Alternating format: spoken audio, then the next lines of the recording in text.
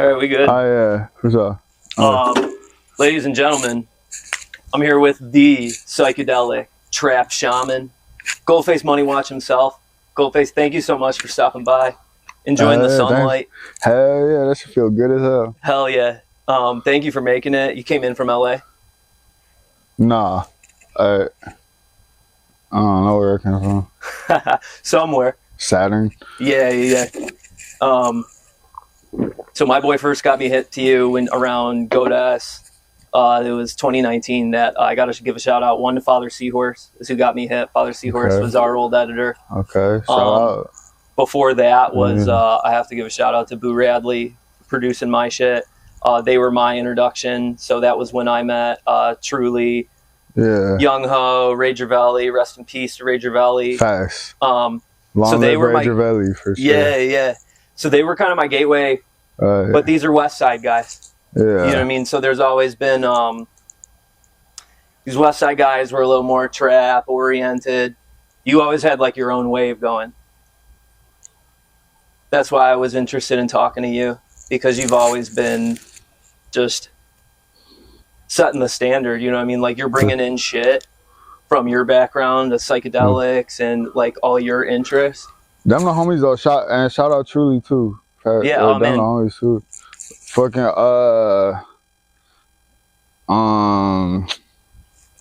So what was the question? Oh, nothing. I was just going in. I was just saying why I was interested and why I appreciate you coming out. Oh yeah, no, that's what's up. What made me interested in you? I love that you fucking do your own shit. You don't give a fuck what other people are doing. You know what I mean? How many people do you think you put onto your wave? Have I put on to my wave? Of your style. I don't really know what that means. No, sorry. Let me be a little more clear. There's people from the city that started riding your way. Do you disagree with that?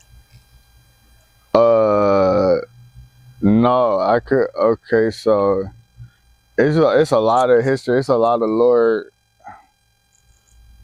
I don't really like look at it all like that. I feel like shit like skip a generation, but then it's like right like all the shit we was doing like in Dose Money back in the day, it's like that shit is still having an impact now. That's catching up to the youth now. Like I agree with you, because like I said, when my boy first put me on to you, so we're talking, this is 2019-ish, is when I first got hip. Yeah. So a lot of people weren't on this. Like now it's kind of a trope you would expect after mainstream shit. Okay, so let me qualify. Like what's trippy about you saying it, the album that you even referring that you hip to is literally like some shit I made completely sober.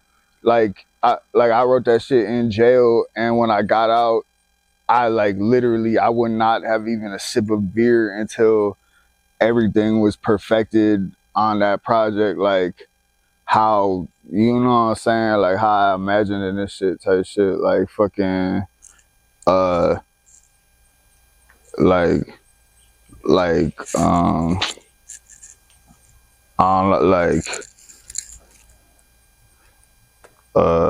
like he really hell with like got drums. It was like more like I would hear the songs in my head like fucking in jail every day, like walking laps. Yeah. You know what I'm saying? What's your favorite song on there? Dude, I'd have to go back. It's been a while since Okay, I feel you.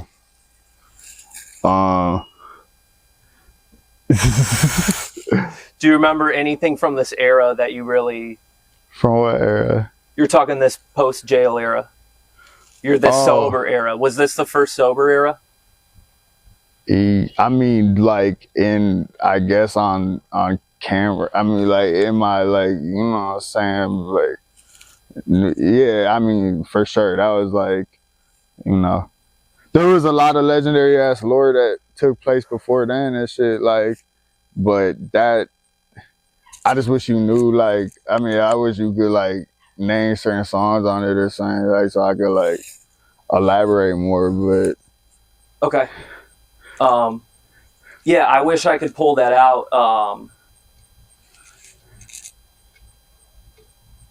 Like, so you play in bands and shit? Like, yeah, I play. So I did a little research on you, like on it. This. So that was the other thing is because I played in metal bands. Yeah. My whole life. You got a DSI patch on your pants. Yeah, facts. So that was the other thing that drew me to you is I see this guy. So let me just explain where I'm coming from.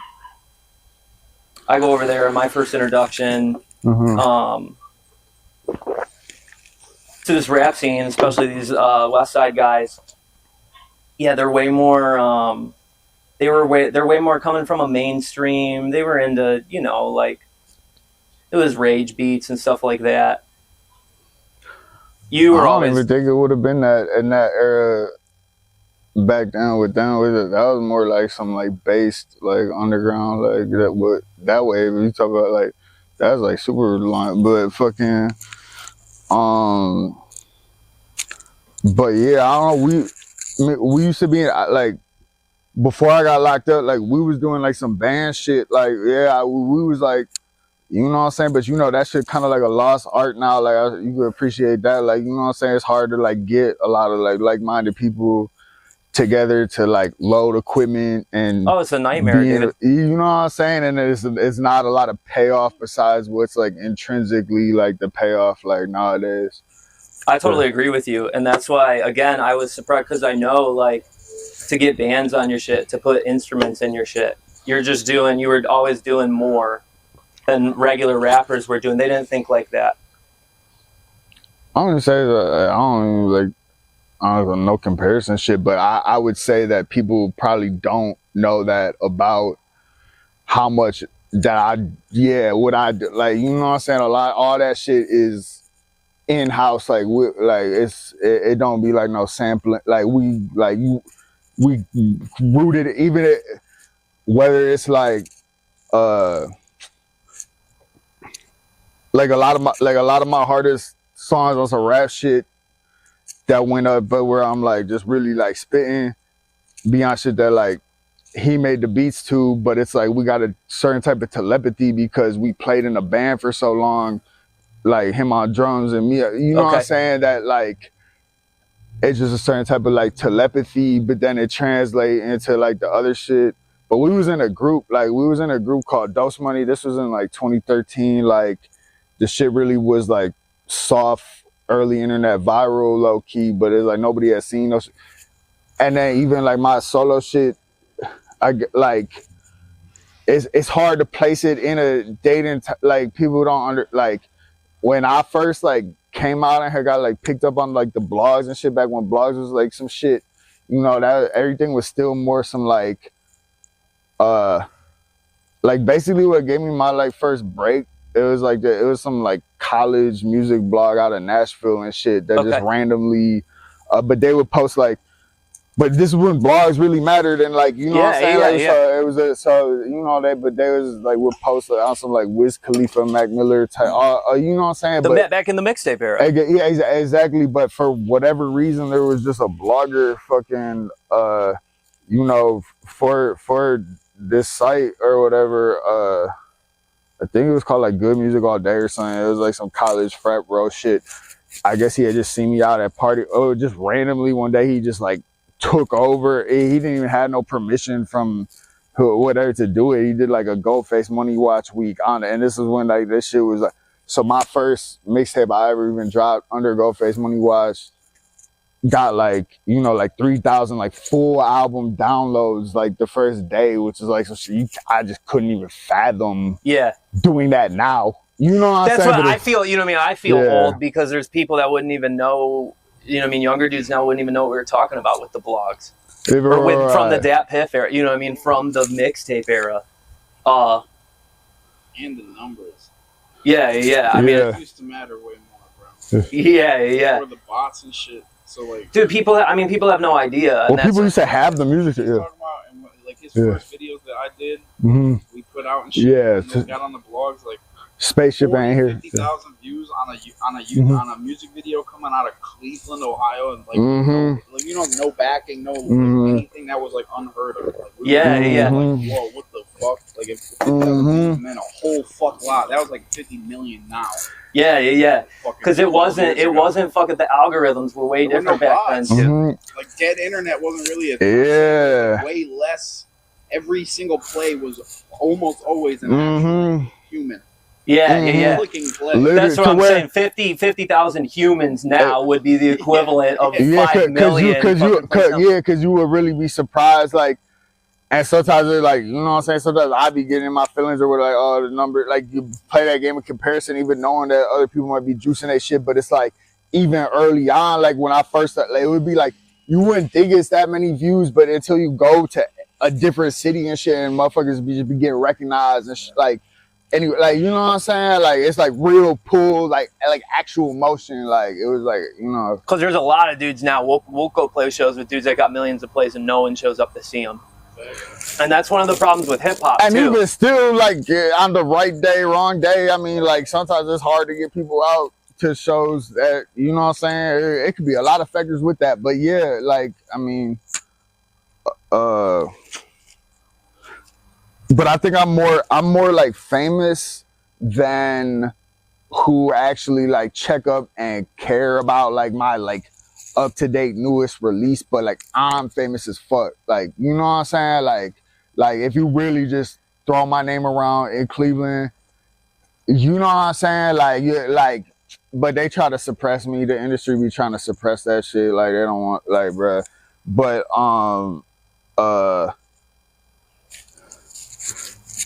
don't know, like that. Just had to do that research and shit. But I'm saying, like, it be real motion, like, you know what I'm saying? Like, I be like valid, you know what I'm saying? Like, I be having certain like relationships that I don't even clout chase on. Like, you know what I'm saying? Yeah. It's like, but yeah, because I've seen you with plenty of dudes in Cleveland that we don't need to, you know what I mean? Like, you're not that kind of guy who's fucking, like, you're real.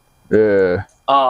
What do you think it was about, like you're talking 2013 when this guy, you said you didn't even know this guy, you didn't ask him to do whatever, when he started doing this. Yeah. What do you think caught his eye about what you were doing? So it was probably we was almost in like this. So when he did that shit, it was before we had started Dose Money, but me, him, and this other fool was in kind of like a comedic, like kind of like philosophical rap, trippy, like, you know what I'm saying, shit that but we had been just type, and I love like, that shit, that type of vibes, like through high, like with a topic, like, you know what I'm saying, like whatever, like, so it could have been a certain appeal from that, but then, bro, I had actually peeped me in traffic at parties in Nashville and shit, and seen how I would like get the whole spot trippy and shit. You know what I'm saying? I guess was just admiring from a distance, like, so shout out, like, you know what I'm saying? Because another one I saw was one of the first things I saw from you was Sam Hyde and shit reacting to your stuff. Oh, yeah, to that. Yeah. I was wondering if you said to that. Yeah. So that's all. I mean, I don't mean to glaze you or whatever. You're a humble guy where you're saying, you know, go ahead. no. But all I'm curious saying to hear you say more about that. No, like, because you're saying, okay, we were originally doing edgy comedy stuff, which is, again, here's a whole nother thing. You ever saw my response, or you just only seen the saying hot? What was the response? He commented on it. He was like, this should go hard. Yeah. So, because I was just like trolling back. I was just like freaking a black him out, talking about like Alex Jones and like Kratom and son. Sam Hyde or Alex Jones? Like, like our fans got us hit. They're like, Sam Hyde's talking about gold in this video, and we're like, who's Sam Hyde? Yeah. We literally paid for the Kickstarter just so we could see what people were talking about. Yeah. I shot that video. Okay. That he's critiquing in that clip. Did you think that was funny, or were you like, fuck this, dude? That shit was funny as fuck. Oh, that shit was funny because the whole thing was a joke to us. Yeah. And we just couldn't tell if he thought that, you know what I'm saying? Like, if he thought, was he like, are these dudes dead? So do they have self-awareness about it being goofy? We couldn't tell how self-aware he thought it was, or if, you know, like, he grew a lot too though from that era though. Yeah. Oh yeah. I mean, So that's what I mean. Again, I'm not trying to like glaze you on another, but like I'd be working with rappers. They did not give a fuck about comedy. They did not give a fuck about doing other styles of music. They did not give a fuck about using live instrumentation. They did not give a fuck about playing a band. They had no idea, like, any concept of throwing a show together where you would bring in fucking people. So that's why I've been aware of you the whole time, is because you've been a melting pot of a bunch of different shit. That's all I mean when I said your wave. For sure. Your wave is you're a creative guy, and that you're taking shit from everywhere. You know what I mean? You're taking shit from comedy. You're taking shit from hip hop, like all eras of hip hop, but then electronic music on top of it. But then also coming from 2013, there was a lot of post rock shit going on. If you remember that era, this was like fucking that bass era with Clams Casino, like this. Yeah. So this post rock where they were doing the ethereal beats and shit like that all the way back fucking early 2010s. Right. I loved that style, you know what I mean? And that's what Boo Radley was kind of my introduction to that. Afterwards, obviously I'd heard shit like A$AP Rocky and stuff where he would be on Clams Casino. What was the him and Cody song you said that got I know the one, you know, the one Where You At? It's like that's produced by him. No, the one I was just singing was fucking Make It Jump. Make It Jump. Yeah, I put like it's like, dude, I pull up in the it's like straight up like, I think I like downloaded that off of SoundCloud one day because I was like I was super in my feelings, probably like, you know what I'm saying, just like crying to Cody music and shit, and I was just like going like I just literally was trying, because it's hard to find for it to be something I haven't heard before, but I like was like just really going deep in like the SoundCloud, like just to, you know what I'm saying? Yeah, like, yeah. So that Gold House era back, this was like the bass era. I think you know what I'm talking about. For people who don't know, so fucking our guys from here, Truly, stuff like that. Yeah. They were really on that bass era because they came from that first. Well, I just remember, and Ray Javelli had like was doing the DIY screen printing and shit, and that was like right at the time that I was into screen print, so we always vibed on that. Like, yeah. You know what I'm saying? He always just was a real motherfucker. Like that would just check up, like he'd just check up with me, but. Him and Truly, for real, like, you know what I'm saying, to just like check up with me sometimes, like, you same thing. They were like my OGs because, you know, like the younger dudes didn't give a fuck about a band dude. Like, I ain't gonna cap, I don't know even them that well, but I'm just like, you know what I'm saying, like, but it's just more like a spiritual, like, we just know all the same people, and it's just like a mutual, like, yeah, like. And it was same for me because they were actually the ones who showed me Sam Hyde and shit. You know what I mean? Because Ray Javelli was an old fucking, he was in the army and shit. So he had just a funny sense of humor. He loved trolling people and shit. Right. But he was an OG. I didn't realize, I don't know what I was watching. I think it was on your page or something, but I didn't realize Lil B dissed him back. Like, oh, Lil B's dissed him a bunch of times. It's crazy. Super funny. Yeah, dude, fucking, so they have lore, I gotta get them on to explain it, but, Truly and them were tight with Lil B back in the day. So this is, now we're talking even before the mixtape era. Now we're talking like 2009. This is like first wave of viral like hip-hop, the ocean wavy shit. So because of Ocean Gang. So they were tight with, they had their house, the fucking Gold House, where they would be debaucherous. You know what I mean? There were women coming in and out of there, all sorts of shit. So they got caught up on, it was some girl, I don't remember who the girl was. I think it was just a groupie or something, but is what divided Ray Javelli and Truly and Lil B. So Lil B had caught feelings for some girl, so that's why he started hating Ray Javelli and Truly and them. So there's a couple songs where even in Lil B's, damn, Ray Scott, what? That's what was so funny is these guys are like A+ trolls where they got Lil B to break character. No, still shout out Lil B. And no, always shout, dude. I mean, listen, if anyone, it's like find out Santa not real or something, like. Dude, I mean, Lil B's gonna be a legend no matter what. Yeah, facts. But now he was mad over some little shit. But anyway. Yeah, he calls out Ray Javelli a couple times. There's where he says he's talking about the girl. And he's like, "Oh yeah, I know you're sucking Ray Javelli's dick" in one of the songs, like the diss on Ray Javelli.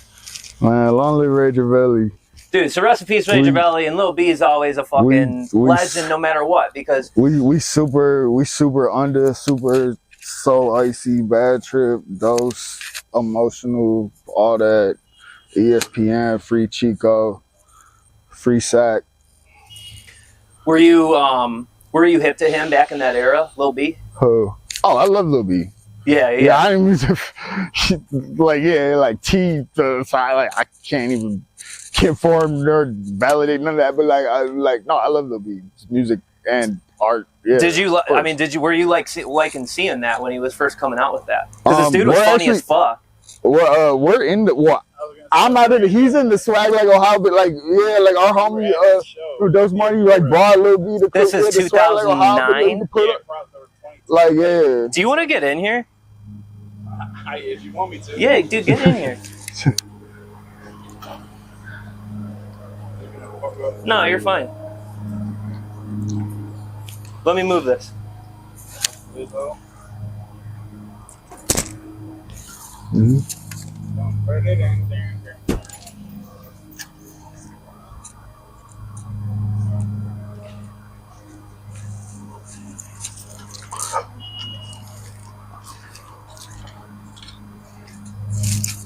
Yeah, you good?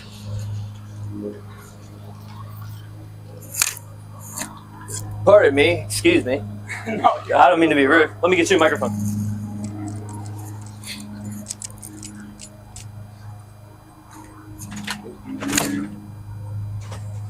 Patrick. P. Are you paused? No, I have to grab another microphone. I'm getting the other guy in. P. Babes or Patrick.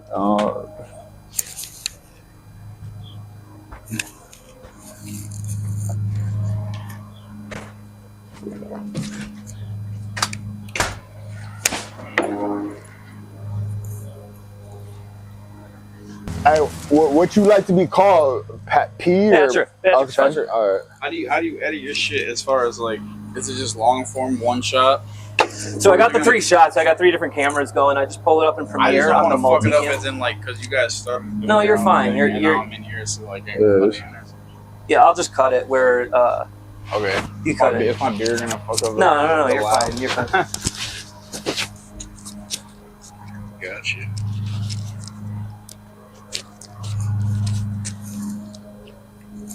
So appreciate you joining us too, because you're kind of integral to the story here. Yeah, a little bit. It was directing from off the camera, and I was like, dude, I fucked up here. Let me get everyone involved here. So that was my bad. If anyone wonders why 5 minutes, you weren't here for the first 5 minutes. He was here the whole time. I didn't know if he was gonna Yeah. No, I didn't know. I didn't know what the situation was. Right. Especially considering you seem to mostly know his more recent shit. Okay. Yeah. Can we go back to your band era when you're starting off? What kind of band were you doing? It was fucking psychedelic punk jam band. Yeah. Okay. Yeah. We would touch every genre.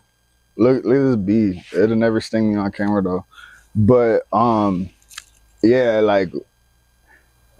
kind of how I look at it, because we kind of want to start doing it again, but I envision it now would be more on some tighter, maybe synced up to certain electronic components and backbeat and just it was more none of that. Because we were just it was a nightmare to do that shit. I'm saying no click track. Click track. Super I was learning, teaching myself how to play drums while we were doing this. Okay. When we were I don't know if you're hip to Hessler Street Fair. Okay, no. Okay, but we were we would just go to any house. We'd go to any house party, any street fair, wherever there was a place where you could plug shit in. We just pack my car, that same car, my little ass hatchback with everything, and then just fucking set up anywhere and just. So you had and we had shit, we and you had were hoping when you pulled up to the other shit, they would have the rest of the shit. No, we just brought all our own shit. All we just needed electricity. You know what I'm saying? And also how long can you do it before somebody's noise complaint? You're not allowed to just be doing this. Yeah, bro. What year are we talking now? What was this 16, 17? Okay. Mm-hmm. That's what. So were people vibing with it when you would pull up? Hell yeah. Yeah, we would get better responses when we would do a house party where it's turned rap. All that shit. It was like the Xan era of like rap, where motherfuckers were literally blacked out and shit. So like we would pull up, and like it would be like a mostly like we'd be the only people like with live instruments that these kids had ever seen. Like that's what I'm saying. Again, I'm not trying to fucking blaze you. They're like barred out, looking at me drumming shit. They're like, "Yo, you guys are killing it." Because like they've just never been exposed to like live music. Outside of like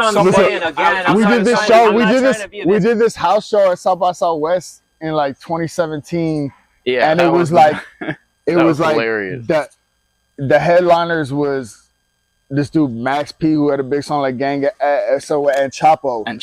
And fucking like right when Chapo was first going up. But it was like a crazy dichotomy because it was like we did our set. Yeah, we had to bring everything in a minivan from Ohio to fucking and this fool Chop get on the mic. He talking about some shout out to all the SoundCloud DJs. What you want to hear? Like plug in the aux. Like he didn't even have a set list. He literally he had DJ for him. I did that Taco Bell show with my boys up there. Okay, word. So I was Chapo's DJ for that. Okay, right. DJ being I plugged the aux in. Literally. You know what I mean? Right. Like that was. So that was the dichotomy. Was like we pull up and we're like spending 40 minutes setting up equipment, like do our whole set and everything, and then like these dudes are fucking with it, and then Chapo comes up, like this we're opening for. Chapo comes up and he just sits down and like tells them like, yeah, here's my phone, plug it in, and like play this shit off my SoundCloud. That's like, what I've been trying to say the whole time. Again, when I was like, you're like, what are you talking about? By the way, people are riding your wave. I'm like, dude, like the which way is, by the way, not at all like a shot at Chapo though. No. I'm just talking about we love Chapo. Like we thought that shit was hilarious. I'm just saying like it was just a crazy mishmash of things, and people, like you said, were not like doing that at that time. People still aren't doing that, but like they were super not doing that at that time. And like it was like there's 5 things that I think they've never seen. You're pulling up with equipment, you're pulling up doing comedy, but you're also serious about what you're doing. It's something that like other people like don't have a frame of reference to understand because you're such an individual. Like the way you're. Well, I would say. I mean, it's important. We definitely blew our minds at South by whatever backyard that was. You know what I'm saying? Like, whoever those kids were, like, I'm sure they didn't forget whatever that was that they saw. Yeah, I'm sure they were like, bro, I don't even know what the fuck that was, but it was crazy. But that's they can remember, they were. But that's one thing I say about Chop too is like that motherfucker is hilarious. Like when we do in the good times, like a lot of trips and shit, like the way that like. His jokes like in a room like that he would say like we would all stay like having back and forth like man this shit, but yeah. So that was another integral. Was he helpful to you in the come up? So basically, I guess I would say that's like LA. That came later. So like we did the warm shit. This was like 2 years. We did the warm shit. Then he got locked up. Okay. Did his bid, then he got out. Then there was like this like sober gold era where how long were you in for? I did 16 months. Damn. And how was that fucking? I'm curious. How was it on your creativity? Because you said you were in there. You were able. I was like the best thing I ever had. It should probably save my life. It leveled me up creatively. I feel like you know how they say like it take a village to raise a child and shit. It's just certain shit that I just had to go there to learn that just, you know what I'm saying? Like it's so many people with so many different stories in there. Yeah. When it be fucked up is when people get sentences that is significant to where like you losing people on the outside while you doing that. Like that's I feel like what I got was like the perfect amount, and I still had to walk down 5 years on probation after and shit. But it was like the way I was moving like before that shit, like I needed a little discipline for sure. Yeah. Like, you know what I'm saying? Like, was it driving you crazy when you're in there to not be able to be doing music and shit? Yeah, but I was doing music. Like, it's such a jail. It's such a nurturing fucking invite. Like, you always have an ear when you're in that bit. Like, you never lonely in that shit. And like, you know what I'm saying? It's really like, you know what I'm saying? And sometimes like somebody might be like the harshest critic. You know what I'm saying? But I was jail famous as fuck. So I was locked up in Nashville and shit. And basically, like, I already, like, because we had did shows down there and just all that type of shit. And so it's, like, basically, like, you know, once people catch catch wind of that you somebody, and then they get their girl on the phone or the CEOs to pull it up on the internet to be like, oh, no, he really. Then after that, you know what I'm saying? Like that, the word spreads quick, and then if they know you a stand-up guy, you know what I'm saying? You solid and shit. But I had jail hits, like, you know what I'm saying? People would like come up, like actually trying to hear that shit. Like, you tell me like songs that I was right that ended up being on Go Ties. Like there's a song on there called Rockstar Chick. Okay. And then it's a song on another album that was like the sister album to that called Nightmare. But like them shit before, and like he definitely like helped me like bring a lot of that, because it was like a whole process of like just how I was like in that shit, walking laps, memorizing that shit, but I still had to bring it to life. I didn't, you know what I'm saying? Like there's no samples on that album, and you know there's a lot of instrumentation. Was there like a more vividness in your head? Hell yeah. When you're, because it like did the fact that the mind is fucking powerful, bro. Yeah. The shit it would be nice to like be able to like get in touch with some of them power, but you know sometimes like that just come from that pain, like like. And you're a guy, you've always brought in like a wide variety of philosophical stuff, spiritual stuff, stuff from your experiences, clearly, right?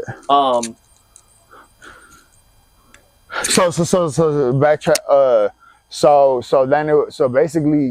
But then it was like kind of like it seemed like it had skipped a generation of like a lot of work that we had put in with the Dose Money shit and shit. It's like when I got out, I kind of expected like the next generation of fans that was coming up to like, and I expected certain people that I felt I had put in like certain to just like shout me out more, like, you know. So it was like kind of like, you know, I was like fighting to even get my face card back in, like whatever the new, like the times had just changed swiftly, whatever. But then so basically the way I met this fool Cody was like, I guess, you know, he had grew up listening to Dose Money and like tripping and that shit being a part of his trips, and he just randomly like FaceTimed me one day, like I knew who he was, like that he was like making, and he just was like, man, what you be on? I was like, are you tripping right now? And he was like, how you know? Like, you know what I'm saying? I was like, cause I don't really know you, you just call me. He's like, man, we gotta do something, and like that shit just, but it's a lot about that story and shit. But then basically like I would say like basically like Cody had like the two his big brothers you could have, like, you know what I'm saying, on two different sides of whatever, but like, you know, his big brothers is GOLDFACEMONEYWATCH and Chapo, you know what I'm saying? And one thing I say that I respect about Chapo is he done had to like really bully his way with a lot of shit of how they tried to play they shit in the aftermath of like Lil Peeps passing and shit, like, you know what I'm saying, like fucking you know, because it's like everybody and their grandma in that damn documentary, but not him when fucking 4 a.m. in LA was like the last song Lil Peep dropped before they, you know what I'm saying? They was really trying to like block him out of that shit and shit. And is that because like, he wasn't part of like the main, because he was a guy who came up on his own? It's good, no, because they were scared of him. Because he's actually... Exactly. So, because he's a real dude. But so then, meanwhile, me and Cody did whatever we did to get out there and shit, and then once it all combined, like the industry, like it was like hell for them. Like they're like, oh, like it was just like, I don't know how this. It was like when you know the song "She's Who God for Me" and shit. Yeah, oh yeah.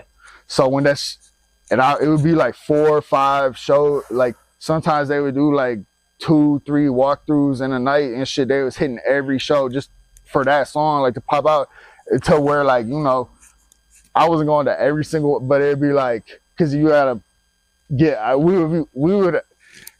would all like get dressed. We would do hella like dressing up and like, you know what I'm saying, different fits for every situation. We would share clothes and shit like that. But like fucking it would just be a lot sometimes, like the amount of shows behind that. But I say that to say, but basically, that brought a lot of attention from it, and I don't know, that went a lot of type of ways, but I say that we did that shit our way though. Definitely. Like, would you say it wasn't more so that you were the first guy who was tripping and everything, got everyone on? The kind of culture shifted, so there was now the people who were doing their homework were able to go back and realize you had been on it the whole time. Was it something more like that? Like when Cody came to you, Cody got your vibe. Right, for sure. Like but you're saying it's not that. But he also was walking along with like a whole other aspect of like the darker industry shit. He didn't want to do that.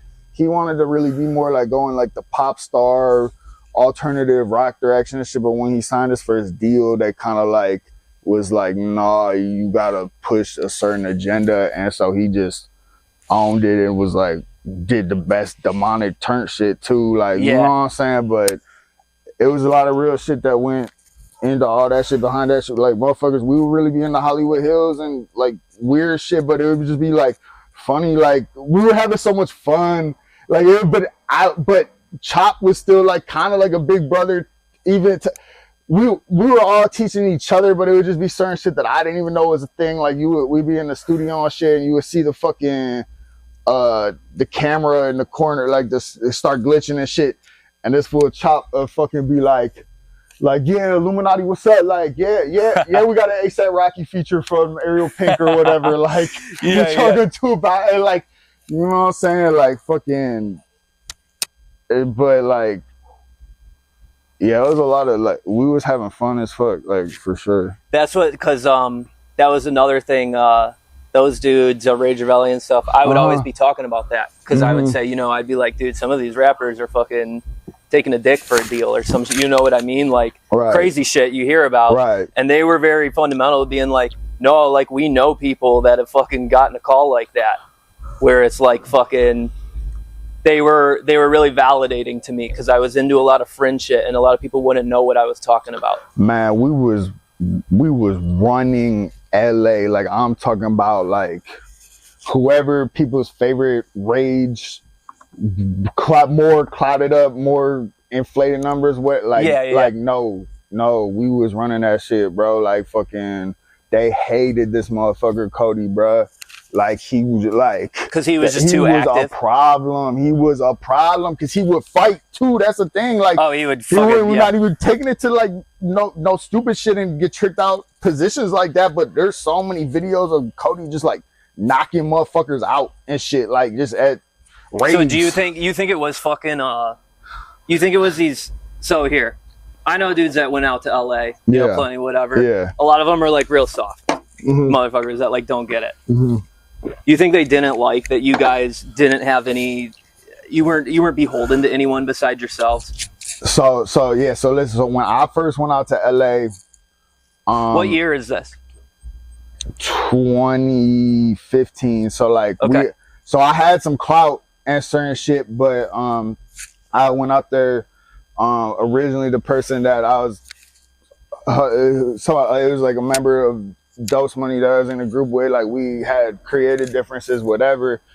My little bro Leonard, he was like 18, I was like 21. He, you know, took a flight out on his last, like, we gonna figure this shit out. And we was really skid row with it. Like, you know what I'm saying? We went and got our EBT cars and like, but we had, like, I was like having some clout and some motion and shit. Like, you know what I'm saying? It'd just be like random shit. Like, you know what I'm saying? Like, oh, like Maxo Cream fuck with me. So like, he had send the Addy to pull up to some shit, but like, we ain't had nowhere to go after. Like, you feel me? But we was in that bit, like, you know what I'm saying? You were like, we're really like on this like, rocker shit, like, you know what I mean? That's because that's the other thing. Again, I don't mean to be boring or whatever, but like, these dudes, they would see me, I would be trying to produce or engineer shit, and they knew I was in a band, so they'd be like, oh, do some band shit on my, but they had no like real idea of how to really incorporate like instruments into a beat. Like, I mean, not everybody be in situations where, you know what I'm saying, where that be an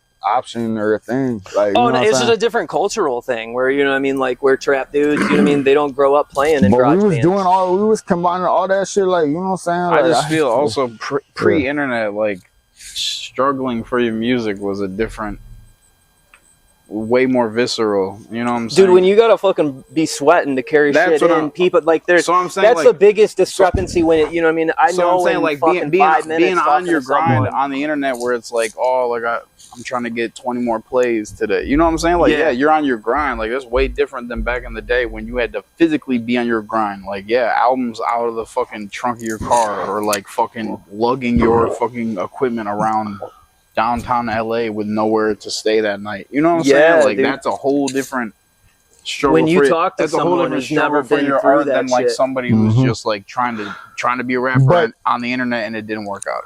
Yeah. So I let's say that to say, when you were saying not beholden to anybody, that you was, because that was some shit that like Chop and Cody seen about me, that they didn't know that part of my lore, but like they seen how comfortable I was always able to walk away from certain shit, because it's like certain shit, like they not like, I really was super familiar with the sidewalks, like the streets of like there's a certain just like code of the sidewalks on like the homeless tweaker, all that shit. You know what I'm saying? Because by the time all that shit was going on, it was like a lot of glitz and glamour and a lot of like cushy shit. But it was like, you know what I'm saying? I was always able to navigate them sidewalks and take the lead in them ways. But you weren't scared to walk away from some shit. Exactly. If dudes were saying, "Fucking here's what I want you to do," I'd admit you were like, I couldn't conform if I tried. And then it's like, yeah, this fool Cody, like it's so raw how he did it, but he just seen what he could do in certain, like, with that type of shit, and he kind of like played his hand a crazy way to where he was exposing some shit, but he was always a thrill seeker too. Yeah. And he just was like, you know, and it was like a friendly competition of like, you know what I'm saying? He had so much love, like genuine love and admiration for all the lore that me and Chop had accomplished and shit like that, to where he was like, man, fuck y'all, I gotta pass y'all, like, you know what I'm saying? Yeah, like, I suppose, but from a place of love, but like, but I would say that instead of walking away from shit, he just chose to run further into it, but do it his way and like be exposing that shit as, you know. And he thought he was going to be able to get out of it a little cleaner than he did. But it was all, however, I guess it was meant to. Well, I don't want to say that because I miss him every day and I cry every day, and I like you know what I'm saying? No, totally. Not really wish he was still here, but I say that to say, but at the same time, like, he had his vision for, you know what I'm saying? Like, he was doing that real rock star, like, race to the finish line, Gigi Allen type shit. Like, you know what I'm saying? Like, fucking, yeah. I everyone speaks with a lot of respect for him. Yeah. And I appreciate that. Like, I appreciate that you're able to fucking go with that, even though it separated. And I think you're wise in that, like, you've seen, because, like, you've had this. No, it ain't separate. I mean, he just died. For sure. But what I'm saying is, but you saw the whole story go down from the back end. But the crazy thing is, we was always trying to do the, like, we had all our own shit, like PAs, band equipment, all that shit. We was throwing our own shows that, like, lit artists would like pull up to, like, whatever the fuck. The industry ain't like that. Like, we was so like self-sufficient from Cleveland in LA, like, really, yeah. Just my experience is, I wouldn't be surprised if there were some dudes that hated you for that. Oh yeah, being self-sufficient. And that's what, like, for anyone who fucks with your shit. I mean, I'm the same. You know what I mean? I do different shit, but like, I'm big on, like, I'm never fucking clicking up with the mainstream shit like that. You know what I mean? Like, there's not a place for me there, and I don't want to be there. I don't want to be beholden to anyone. Yeah. Well, what rubbed me the wrong way was when I found out that certain producers don't make beats. Like, certain people that, like, be having, like, certain accolades as producers that, like, when I was, like, fresh out of jail and I would hear their producer tags on certain shit on the radio, I'd be like eager to, like, oh, I'm finna go work with this person, and then come to get in the studio situation with them and find out that they're just trying to buy loop. They're just trying to basically vampire younger artists and get them to sign contracts for loops and put their tag on it. And none of them could just do like a fucking, that vibe of creating a beat from scratch. Motherfuckers that have accolades, platinum, money in LA. I mean, dudes that have a cushy life. Yeah, that got their name attached to a lot of legendary songs and shit. Not to take away from what some of them did in the era that they did it, when they was actually like making their own music and shit. But I guess like, I don't know, that money come and people just lose inspiration. That's what I would love it if fucking, because there's gonna be a lot of dudes who like what you do, who like what Cody did, who like what Chapo did, who are gonna go out there. And I thought that was cool. And they're gonna have no idea what the fuck they're getting into. That's why I'm like, yo, like, I'm not saying, yo, you got to call someone out by name or something, but like, look, I was happy to hear the show you through like the parking lot.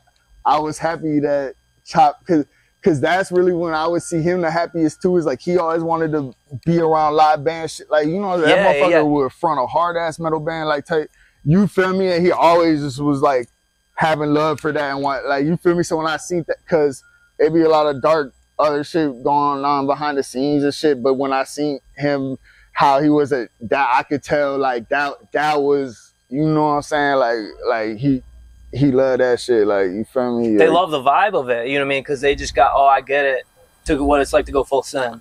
Because when you're screaming, covered in sweat, you know what I mean, bringing your shit in, bringing it like how a band brings shit in. You're saying you fucking drove all the way down. I watched a couple videos of your band and shit, like I can't even, like, that level of like metal durability or what you want. I mean, like, that shit is some whole crazy shit. Like, being a drummer, that's the one thing I like just don't do. Like, the drummer grind is just crazy to me. It's kind of bullshit to have to bring in all that equipment. The most work for no publishing, no like fucking to sit in the back. That's where it's like, it's almost like, and do what you're expected to do. Yeah, so when I see people like start talking about it, I'm gonna get a drummer, and I'm like, do you know what that entails? You know what I mean? I'll be like, bro, do you really want to live this life? Do you know what I mean? Like, I'm like, bro, it's not like, because dudes would think it was real glamorous to be in a rock band. I'm like, it's the least glamorous thing ever. Hey, you need to be a humble person to be a drummer. To just be in a rock band with 5 other dudes where you get paid show swapping, like packing in the van, like fucking like doing a show swap with, so like, especially how we were doing it, where it's like a lot of jamming. Like, I'm saying, we had songs, we have 2 albums, like, and we would we'll play a song, but, you know, the song's only like 3 minutes long. We're gonna play that song for like 20 minutes. And it's a lot of like give and take from everybody involved, you know what I'm saying? But it requires a lot of like letting go of any of that ego shit. Like, that's what I was gonna ask. I'm not worried about if like this guy has the spotlight for this moment right now or what. It's all about what sounds good and just follow that. Were you always, because there's a lot of dudes that don't do it, and you know, even I've been in fucking, like, I studied music in school a little bit. There's people like in classical music that can't play something if they don't got music in front of them. They can't improv. Word. So because there are people that are just that opposite to it, where they're like, they're a machine, they can play shit real good, but like they don't have the confidence. I respect that shit. I respect it too, but what I'm saying is, shit definitely takes a level of skill and accuracy that like it I don't requires a lot of training. Yeah, but like, you know, I have no formal drum training. Was your intention to just connect with the crowd the most? What made you do that instead of just saying, hey, we got a bunch of songs, instead of just writing more songs and going in and knowing what you were doing? What made you want to improv like that? I mean, just like before, so like during that Thumb Nugget era, which would be like the comedy parody rap stuff we were doing before Dose Money, like we literally spent a summer together working security for like at all the big festivals. Okay. So like we were like the guys in the yellow shirts at Bonnaroo and Electric Forest. Yeah. But like we're not like look at us, like we weren't like fucking. I got a lot of rank. We were getting in trouble. Like we ended up getting kicked out of the company for like not being real security guards. We're like letting everybody through with everything. Yeah. Say it was like saying, but like so a lot of inspiration from that as far as like what we saw. Like we're literally watching festivals unfold behind the scenes. Yeah. That and you know, like this is what we want to like this is like our biggest interest together is like fucking music and like how and all, everything about it. Like we're watching all this shit unfold and like how the different bands interact behind the, like, you know, like we're in the artist areas, the places that you can't go. And it's like, yeah, it sucked having to work 18-hour days sometimes, fucking checking backpacks for a fucking gram of weed or whatever. But like, but we definitely got inspired from all that shit and brought it back. And then that turned into us doing Those Money, really bringing all that inspiration. When you saw it at the time when you were doing that, did you conceive of, were you like, bro, we got to mix this with hip hop, or did it just happen naturally because you were into so many different things? No, we already were all into all that. Yeah, it was very much. But that shit was everything we did. I feel like back then was always organic. No, I mean organic, but I'm saying there was intention behind it for sure. Like as far as like what we were like deciding to mix together, it was very intentional. Like, yo, I've never seen this part like this. I've never seen these cultures cross over at all. That's what I've been saying the whole time. You know what I mean? That's why you know what I mean? Like, and this was like around the time, like, so like, you know what I'm saying? Like, yeah, we're like fucking literally like at doing security for Electric Forest, and then this is like literally the same year that like Kanye dropped Yeezus, and it was like we were like hella inspired by that. It was just like a push of like mixing like fucking just somebody like Kanye taking rap to like that level of EDM. Like I'm gonna let a Daft Punk fucking turn knobs on a bunch of synths, and that's my intro. You know what I'm saying? Like I was like, damn, I really didn't think that somebody had the nuts to really just go there. You know what I'm saying? I feel like rappers like want people to like what they're hearing. Kanye was like, no, I'm gonna give you a brace of shit that might like you might be like, no, I don't like how that sounds. Like, and I don't care because it's different. Yeah, we were like, cool. If he's gonna do that, like we have 20 years of behind him, you know what I'm saying? Like, well, now the door's open for the people. Like now, people have a frame of reference to understand where you guys are coming from with mixing shit, because it wasn't. I mean, even Yeezus. A lot of people. I loved Yeezus. I still love Yeezus. A lot of people don't like it, but a lot of people were like, "What the fuck?" After that, and they didn't think it was cool. Dude, we were tripping on acid all the time. But we thought it was the coolest shit ever. Put fucking Guilt Trip on, and it's like, dude, this is a fucking. It was no one's coming like that. It was fucking sick. Yeah, that shit was sick and ahead of its time for the time that it was happening for sure. So might still be ahead of its time. Would you say you guys? So are you guys pretty typically inspired by just doing new shit? Do you like being pioneers? Well, I would say like one thing that we could definitely take credit for, of like I said, like when that shit was first. Like the shit I said about getting picked up on the block, like the sound of a lot of shit was more like on some like hip hop sample piano. Like we like with the it's still to this day it's like a dose sound. It's like a dissonant, detuned, like I don't know how to explain unsettling. Anxious sound to it for sure. Yeah, but we were like that. It went along with like the feeling that we were feeling, which is like when you're tripping hard as fuck, and it's like shit is uneasy. Shit is like paranoid. Like it's not all good. You know what I'm saying? No matter how good of a time you might be having tripping, like at any moment the wrong thing could flip you into the wrong head. You know what I'm saying? Everything is kind of, you're not on flat ground. And so like that's how the music we were making, it feels like you're like it never like notes don't like melodies don't like fucking, they don't like conclude where you want them to. Like notes are kind of floating in between, like they're not in any, like, you know what I'm saying? Not out of tune, not in tune. Everything's kind of like weird. It's just weird. And it really was just a byproduct of like us being high as fuck, but and just like playing shit and being like, yo, that like we're tripping and that shit sounds cool as fuck. Like let's leave it like that. A lot of non-twists that actually have like that ended up like reaching a lot of people because that shit just didn't exist, at least for hip hop. No, totally. I mean, right. Dude, so like, so I'm saying, I think the only frame of reference. Imagine like a whole bunch of kids who are like tripping. They're going to these festivals. They're taking it there, you know what I'm saying? But like the shit that they have to trip to as far as like new rap music would be like we're doing what we're doing around the time when, like, Wiz Khalifa, Mac Miller is like, and it's so hard to date it because then new ASAP Rocky, then might have been like brand new ASAP Rocky might have been like the trippiest shit, which was not trippy. They didn't even have Travis Scott. You know what I mean? Like they didn't. Right. They didn't understand it at all. When those kids would hear our shit, they're like, "Whoa!" Like they're actually tripping, and they hear that like we're making actual psychedelic rap music that I hadn't really heard before. I don't think anybody had. So like those kids were like, "Oh." We gained a real cult fan base real quick because it was like people just understood where, like, it just made sense in their head because like, they're like us, and they were like, oh, we trip and we listen to whatever, and that's like, but we never tripped and listened to some shit, and we're like, oh my god. You know they were lucky to have Mac Miller to trip to. You know, it's like it must have been like fucking tripping and listening to like, you know, whatever, the Dark Side of the Moon in the 70s when the shit like that just didn't exist yet, and then finally you're tripping, you're listening to people who are making music while they're tripping and like really unlocking like the other fucking corridors and shit.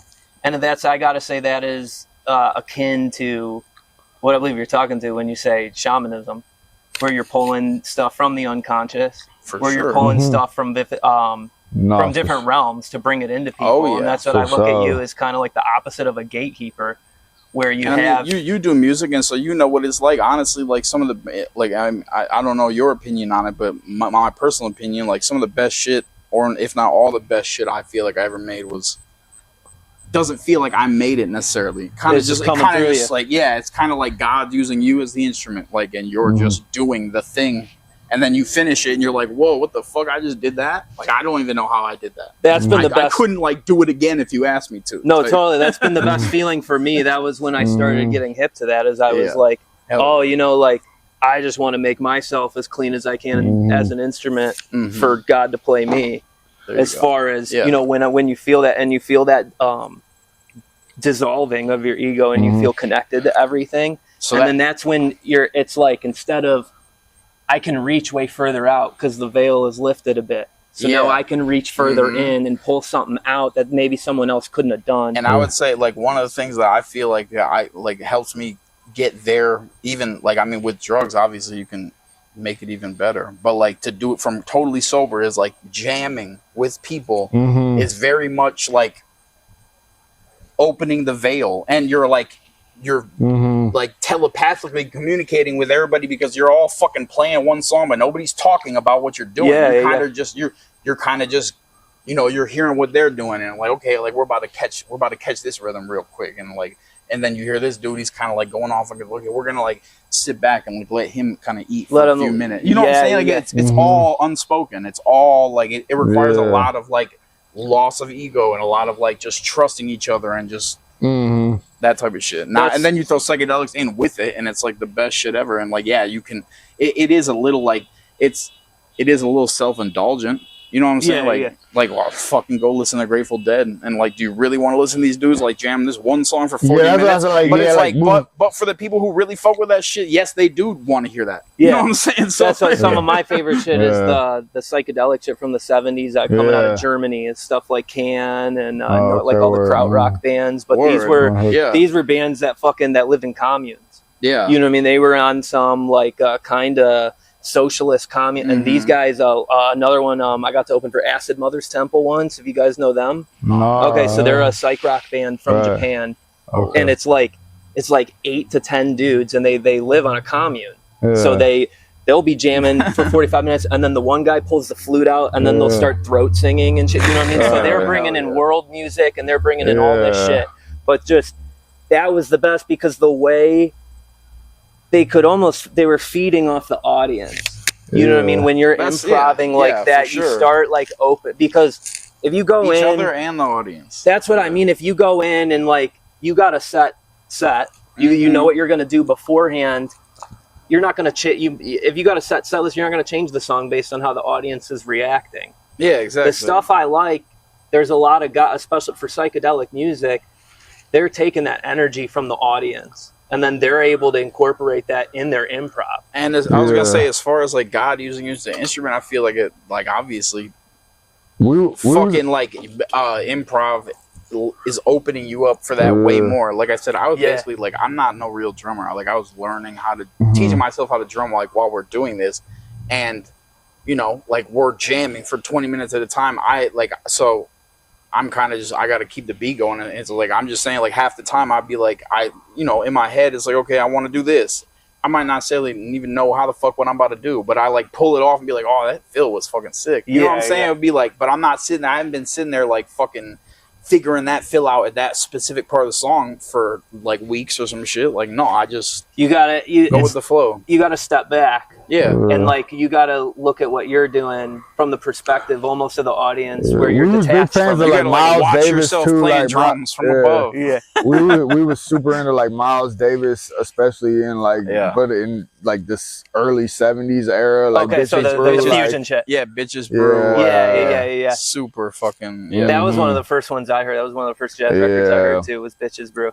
And I was like, so you could like that was the background for like Dose Money was like literally a bunch of kids like trying to make rap music, but like tripping hard as fucking listening to like Bitches Brew before we like make a rap song. Yeah. Could we get a little deeper into the psychedelics? What got you into it at first? At first? Yeah, I mean, do you remember your first introduction into it? Yeah, my homie gave me shrooms when I was like 14. So I've been doing it for a long time. Yeah. And is that what were you? Because I'd say the biggest division is between people that like those synthetics and the naturals. I didn't do acid until with this dude, probably. So I was all shrooms, like all through shrooms first, for sure. I did shrooms before I ever drank a beer. Okay. Yeah. And it was, you know, it was sort of like a, you know how I don't know, when was your first psychedelic stuff? I was young? 15. Yeah. Okay, right. So you know when you're young and your like fucking mind isn't even fully developed and you do that shit and you have these crazy revelations and you kind of sort of feel like, oh yeah, anybody else who's like around my, like your peers who haven't tripped, they don't get it. That was what my whole very first trip there was a lot of that like ego that comes along where it's like, oh yeah, like we're all in on like me and my homies who trip, we know we get it, and like everybody else is just normie. No, totally. That's how, because the first time I was 15, I took LSD for the first time with my friends, and he had his buddy who like was into Tool and shit, so he was trying to be spiritual about it, but like had no basis to do that. So his buddy took, we were just taking like one hit, a decent acid. We're 15. His buddy takes 5 and then hasn't eaten for fucking like 3 days. Then just scarfs down a whole bag of fucking Cheetos. So once it kicks in, he fucking projectile vomits everywhere. Fucking he's screaming, Tool, the cops. So like he's thought looping out loud. Yeah. So we're like diving under the fucking, we're like diving under his pool table.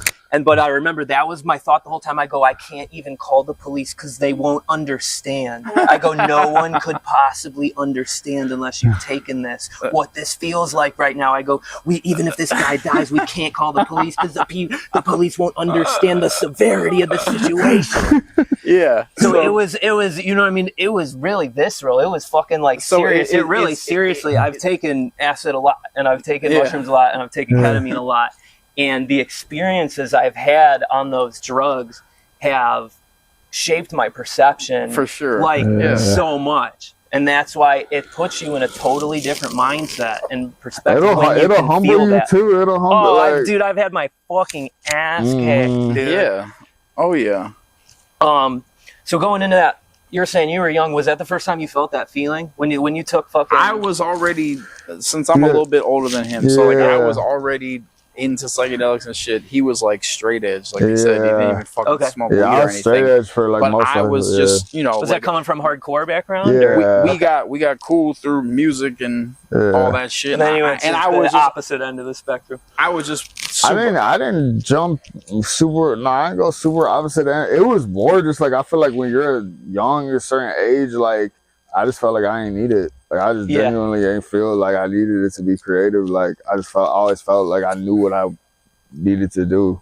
And then I was just like, this dude's like already so crazy. I was like, you know, like, you got a trip and you're even crazier. Like you're going nuts. Like maybe that could have been maybe it was the wrong move. That's what I always wonder. That what if we could have gotten Frank Zappa to take acid and say, you know what I mean? Because he was a guy that type shit. Like I'm saying, this dude was like straight. Like I'm saying, Gold could have. There's a whole other separate reality where Gold went to like Berkeley and is like a fucking jazz pianist or something. Like, I mean, for real. You're like Sun Ra or something in a fucking parallel reality. Because I was for sure still like spectrum fucking stemming. Like, unfortunately, I was giving this dude mushrooms and that shit. Yeah, it turned into some whole other shit. But like, it was some culture defining shit. So. Do you ever wonder? You're like, did I ruin the trajectory of this time? People were if anything, we fucking set the trajectory off on the right path. Like when I got out of jail and shit, and this, like people, we don't need more Sun Ra. Sun Ra did Sun Ra. Yeah. You know what I'm saying? Like, you didn't feel like the thread of the prophecy was severed, and you gotta just restart. And that's what I'm saying. Like my soul is really what all this like. I really was weird before drugs. Like me too. Yeah. Yeah. But so you're having a lot of experiences then. Now I'm not even just talking about psych shit, but you're jamming, you're bringing in. I mean, would you say has that been influential to your creative process the whole time that you're able to go back and you're able to see what's it like to pull up to the house party with the psych shit? Okay, what's it like to pull up with the hip hop shit? Okay, what's it like to pull up with both of them? Okay, what's it like to do that? Put some more synths on it. What's it like to do that and then do some rave or some more electronic kind of stuff? You've had a lot of different eras. I don't for sure taking some and just even for the more like surface level cloudy like just clip type shit. Like I definitely don't like really took it there with like whatever they call heroic doses. You probably wouldn't believe me if I told you like. No, I would believe you, and I want to hear about it. Like it used to be like me and my brother, Uncle Jew. Like it used to be normal for us to just like on a cool night chilling like in Vegas to just cut a sheet in half and we each take 50. Like you know what I'm saying? Like one time he done 833. Me, him, and our homie Sport all 833 at the Ledges one time. Like. And that shit was some shit too, like, but there's. What did you like about doing the higher dosage?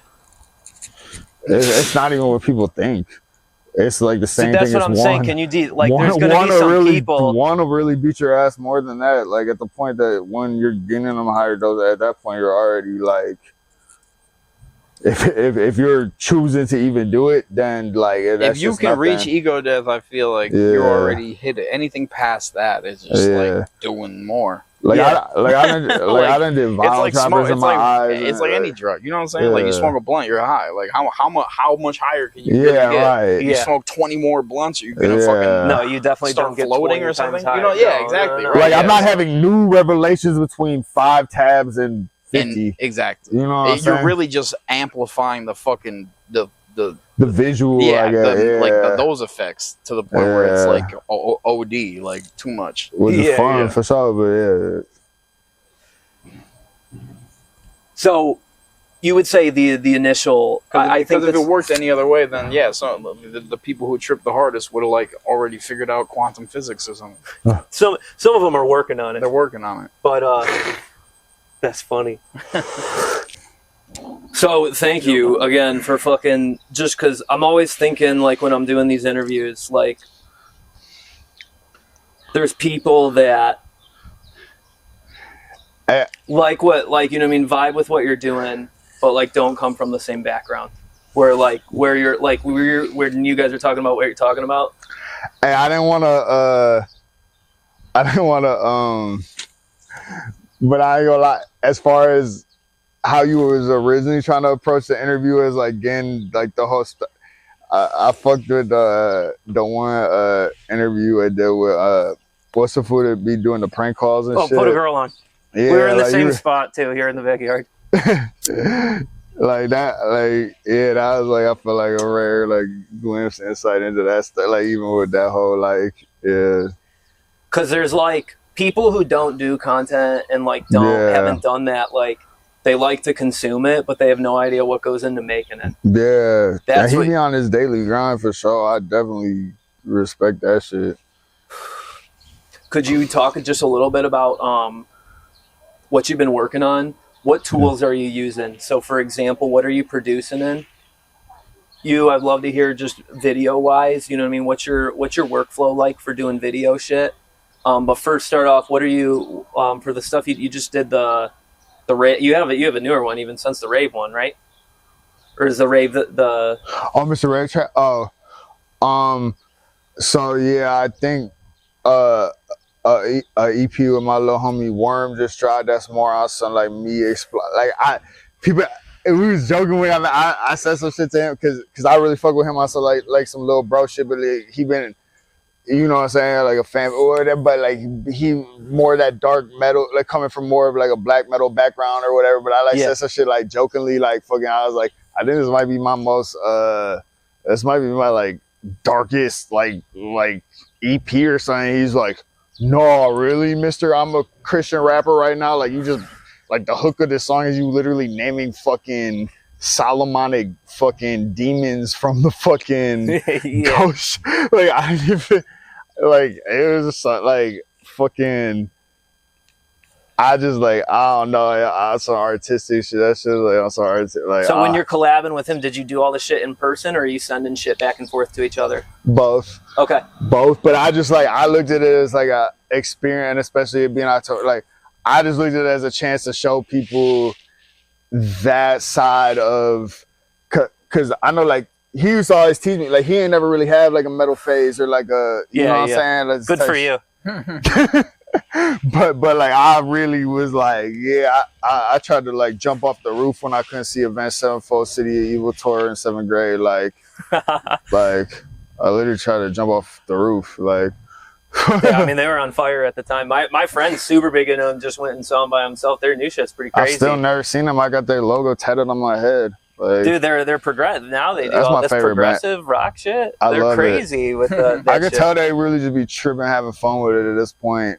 It was a cool evolution for him. Do you fuck with the Rev? Like their drummer that died from A7S? Okay, yeah, I know what you're talking about. Oh, you know, I just thought like that was like a drummer's drummer. Like, oh, he's even the guy they got. I mean, have you heard the shit they've been doing? I only know it because my friend's super into it. Now they got like crazy synth solos. You fuck with like Mike Portnoy, the Dream Theater drummer or something? Okay, yeah, he's a beast for sure. Because he was like filling out. No, I just don't know like which I don't know like specifically like what type of metal you like. I don't be knowing the subgenres of metal, like. Dude, and I don't give a fuck about that. It's like I'm like so sick of like hearing nerds argue about this is blah blah blah metal and this is like the fan base sucks for it. Yeah, you was going into that whatever. Correct me if I'm wrong. This is what number episode of your podcast? The ones that we're doing right now. Yeah, it'll probably be like 15. No, it's not. It's 13. Hell yeah. So for the fucking when you're collabing, like what are you working? That's my favorite. That's like my favorite number type shit. You want this to be the 13th? Yeah. You got it. Yeah. I have a couple other ones. I can put this one out first. Yeah, for sure. If it's there numerologically, we got it. I would appreciate that. Yeah. No, you got it. When you're working, you know what I mean. What do you like to work in? Is it FL? Is it so we all started in different shit. Like you started what in Logic or FL and Logic? I started in Fruity Loops and then Logic. And I used to use like Reason, and somehow we all just met in the middle at Ableton. Like Ableton was very definitive, very like But for recording audio and shit, Pro Tools. But for making beats and You know what's sick about Ableton is jamming with the looper, like how they got the other view. Yeah. That's the side I've never gotten into when they be having them control machines and shit. Like that shit is tight. I even had her doing it. You know, and she didn't have any background with that. I just gave her the pad where you can, where you have the structure of the song going down. You know what I'm talking about? It's like a fucking spreadsheet. Because I remember the first time I loaded it up, I was like, that should be overwhelming me. I can't. Yeah. But how you could I think that'll be moving forward. Yeah. Definitely, way more people are going to be doing kind of hybrid acts. Because I think people are going to realize, man, it sucks bringing fucking 6 dudes to a fucking venue. But that's been a thing for a while, though. Who was that dude that I used to go see? That Gramps got me hip to, Zach something. Oh, that was doing that looper shit? Yeah. Deputy? Zach Deputy. Have you ever heard of Zach Deputy? No, I haven't. Okay, word. He used to he used to pull to the grog shop like all the fucking. You know what I'm saying? Like, and he would do the looper shit, and he would improv over it and make up all looper shit. Like, and I'm saying he was doing this shit in like 2010. Yeah, but with the pedals and shit, I don't know if he was using a computer. He might have just been. It was just pedals, with the pedals. But I mean, and then you got like that Reggie Watts dude. He does that shit. Yeah, you got people who. I agree that like there's more. So like you're gonna see more and more of it probably, as far as like how self-sufficient you can be. That's what I'm curious as to what you guys see for the future for people who are. I mean, I'm super tapped in with eating. I feel like things got really I'm trying to think. I feel like it's either gonna keep getting even more self-sufficient, like fucking, I made this whole record in my bedroom and then I put it out and now I'm famous and I can perform the whole thing live on a looper, right? Like that. Yeah. Which might already exist. I might be describing something I'm not aware of. You know what I'm saying? Or I think it might, the pendulum. I feel like people might be kind of a back to basics, go try to go back. It's gonna swing back in the sense of like from what I saw doing Worm shit, the band that we did, and I'm saying like going to South by Southwest and seeing kids who had just like were into SoundCloud rap, who had just never seen anybody play a live instrument. They just did. They thought that was like some shit. They thought that was like a lost art or something. You know what I'm saying? We having the same turned up energy sweat. Like I got arrested the next day. Like, bro, like we was on bullshit. Like we was bringing the same type of. So I think that like things have gone so like lonely, digital, even collaborations is like, and I've seen a lot of stuff behind the scenes, even like for like. With rap stuff, I know people who like I know a guy who knows like who's got a homie, Johnny Giuliano. Do you know who that is? Mm-mm. Okay, well he like works closely with Cardo. Do you know who that is? No. He produces like a bunch of shit for everybody. I'm saying like go look at the credits for like Playboi Carti's new album. It's probably half Cardo beats. Like, and I'm like, like in discords with these people, and like my homie, he's like seeing how all that stuff works behind the scenes, and it's a lot. Oh, you're talking Cardo Got Wings. Yeah. Cardo, okay. That's a pretty big fucking name. So, I mean, I heard him on because I was so big on Young Thug back in the original days. So you're talking Cardo Got Wings. Yeah. And I was fucking with Cardo when I fucking heard Cushion OJ. You know what I'm saying? Like, long time ago, but like he's real big now. Grammy plaques, you know what I'm saying, all that. And I'm saying I don't know that guy personally, you know what I'm saying, but like I can imagine that in 2010 working on Cushion OJ was probably a way more organic experience of like working with Cardo than whatever it is now, because like I'm saying like this dude will like get like I'm in discords where kids are just like sending like throwing loops in, and it's just like at any point your loop might get chosen, but like they can also take your loop, pitch shift it down, throw it into whatever, like fucking that. Tune the 808. No, whatever. What's that Fruity Loops? An Addison or something. What's the name of that one plugin that like chops? Gross Beat. Take your fucking loop, throw it in a Gross Beat, and boom, now it's a different loop. I own this loop now because it sounds so different that like you can't. Because I put the stutter on it. And also, you're a kid who's like probably in high school. What, you gonna bring me to court, bro? I'm Cardo. I got real lawyers. I have real money. Like you can't sue me. So like, what are you gonna do about it? So you're saying there's bureaucracy in this shit. It's just bull. It's fuck I seen it happen with She's Who Got From Me he's seen it like even probably closer. That shit was made on my computer. But two of the other kids that like made the original skeleton of the beat, but I really turned it up and made it what it was like. But that. It was like two younger kids that had made this, and the shit was sitting in Chapo's email, and we were just pulling up random beats. We was in the studio, like Chapo wasn't even there. It was just like me, Cody, Nixie, Underqueen. We was all just like having fun in the studio pulling. But like that song was like there was a freestyle. Like Cody just freestyled that shit one take, and it was like, all right, delete that. I'm finna make the song now. And I was like, no, you're not deleting that. That's the song. And so then it had sat around for a second. But then I think Chop was on tour in Texas with the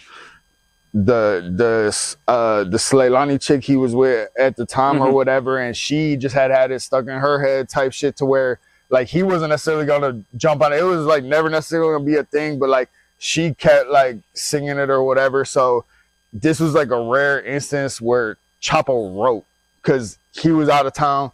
You know what I'm saying? Like we had already did it, but like he actually wrote that verse because you know Chop, he really just freestyle. Oh like, he's totally because he's from the bass era. But the shit he said in that, because it's like certain flexes only hit like shit you got for me. She keep asking me about Peep, and then hits the gnarliest whip it. Like he really could say that, but then it was just the perfect storm where like so many like components that like went into that. But the most important thing was that like it was like we was literally having fun, not even thinking about it. And then it was like when it started going up, then you could see when the vultures swooped in and trying to, you know what I'm saying? Totally. Like, but I'm the way I look at music and type of like, so basically the two kids that had worked on or that had started the beat or whatever, like I guess they probably sold their rights to it for probably like 10 bands each, like, you know what I'm saying? Okay. And it's like, I just didn't, to me, I kind of looked at it like, you know, if it ever did get used in a movie or something, like, it's like, I kind of would have the cheat code to get Chop or Cody out of the like on some loophole shit, because I never signed anything, and I really added a lot to the beat. Yeah, like, you know what I'm saying? Like the distorted bass, all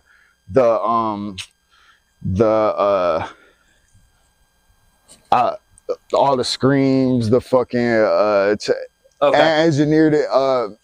What's the word I'm thinking?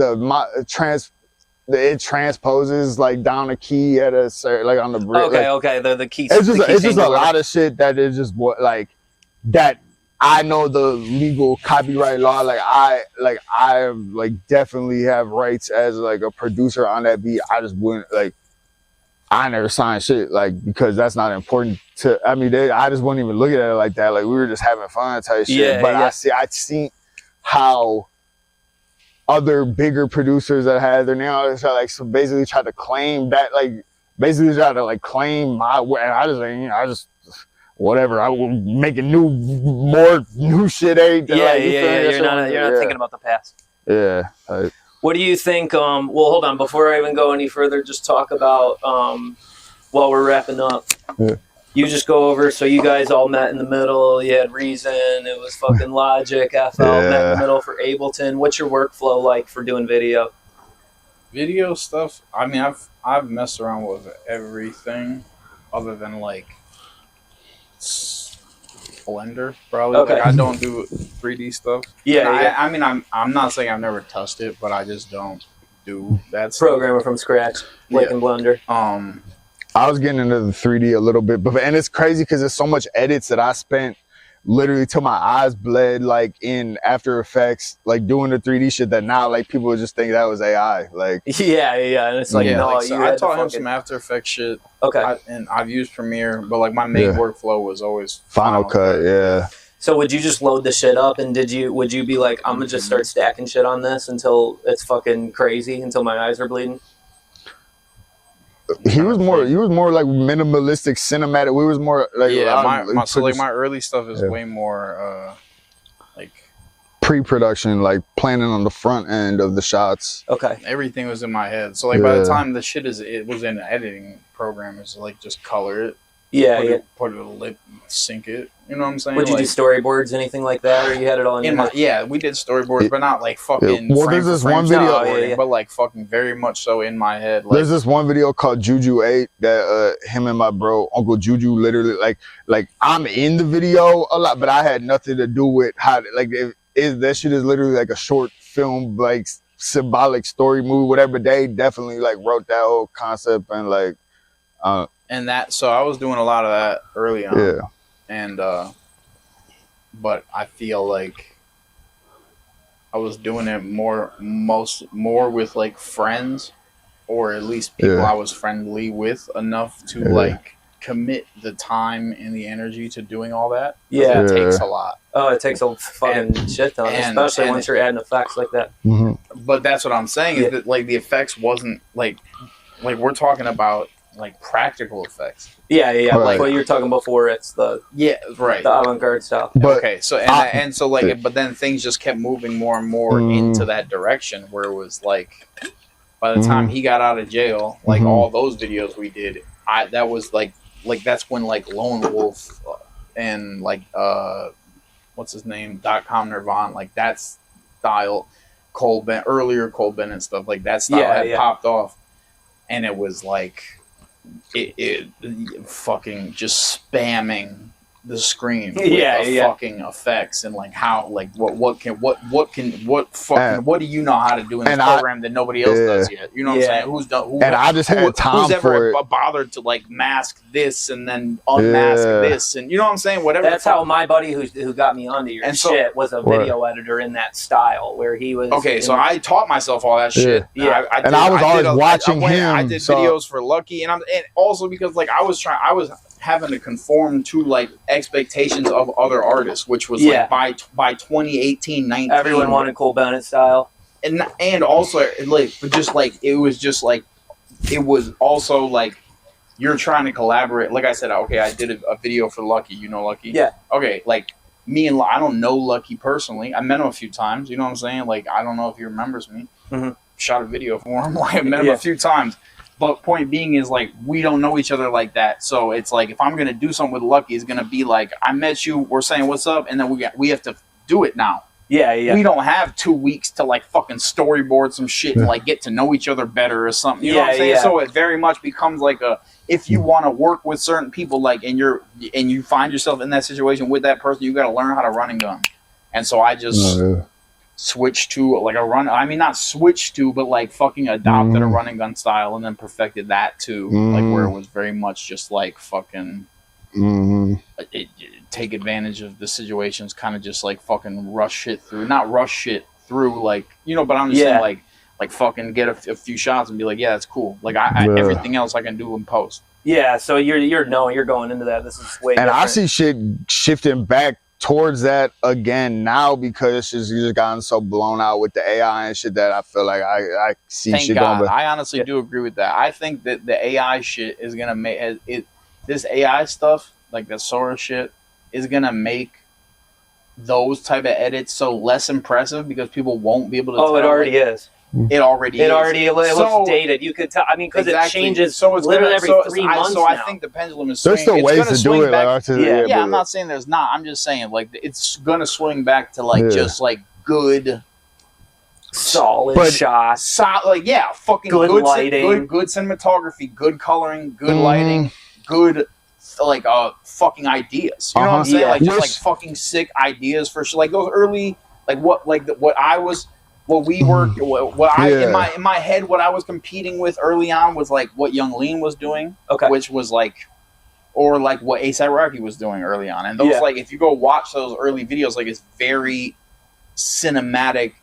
You know, Young Lean had to me, unfair upper hand of just living in Europe, like because the locations you can get is just like insane. Those scan like I'm just saying like like we're trying to like we're like let's go shoot a video in Miami, you know what I'm saying? That'd be tight. Like this dude can drive 2 hours and be in like Scandinavia on like the tallest mountain in the on that hemisphere. Well, and it fits his aesthetic too because they have that marble like kind of vaporwave aesthetic where it fucking fits into that whole vibe of what they're doing, where they have the liminal space and they have like get up and live that. That's what their shit looks like. Exactly. And I'm with you on that. And so like, and we're right. And so like, we were doing our best to like fucking do the coolest shit we could out of Cleveland, Ohio, without necessarily anybody like watching it, knowing that was filmed in Cleveland, Ohio. You know, because that's not an established thing.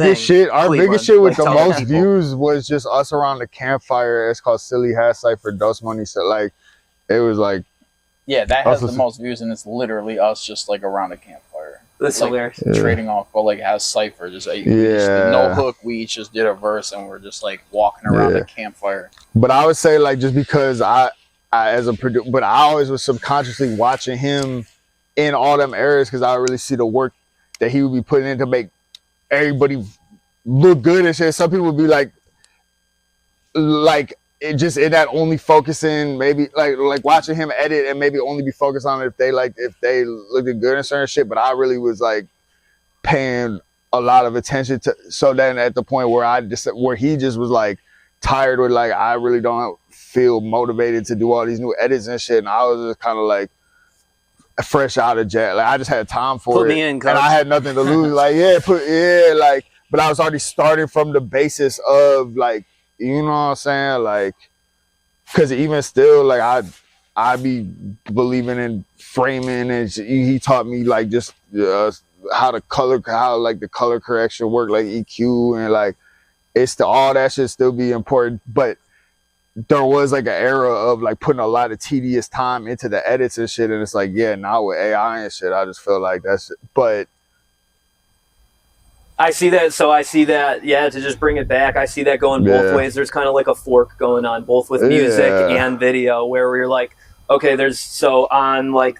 the maximalist side, you know what I mean? There's going to be people that are obviously just doing tons of sometimes AI, I still struggle with that, because sometimes I'm always scared on the sonic side. I feel like is the song gonna lose something, because you know when you get used to a rough version of something. And I know I'm going through that now, where I got a track, I listened to it 100 times. I'm like, fuck, dude, I'm really. And it's like I know I want to mix it or master or add, but it's like I don't want to take. I'm so scared to take something away from it. Or like to make it lose something. Like, so I agree with you, where I think like the people getting super involved with fucking AI and shit are getting away from that organicness, and that's going to make other people, like you said, there's going to be a separate market now where people want real organic, good minimalist shit, because they're going to be sick of being oversaturated. But sometimes it'd be and then especially if you involve like psychedelics and shit, like you could work something to death and not necessarily be making it better, you know. And sometimes it's only just like a time of just being like, okay, I literally have to move on with my life. I'm not gonna keep tweaking knobs on this. Like this just has to drop so I can move the next thing. So dope, man. Is there anything you would like to see? Are there any people around here that you really fuck with, or for the people who are fans of you, is there how would you like them to receive what you're doing? What could people expect from what you're gonna do?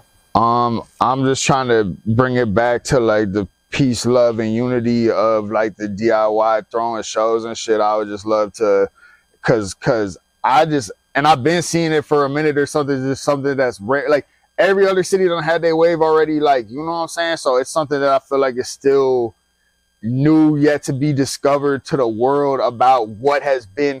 But this is not no like overnight shit. Everything that we've all collectively been everything we talked about from all the art different sides of everything, like, you know what I'm saying? Like, but I feel like I just love the like shows, like setting up. I would love to just be looking forward to more like setting up everybody getting to do because I like the trippy shows where people actually watch every performer and like it's supportive and shit like that.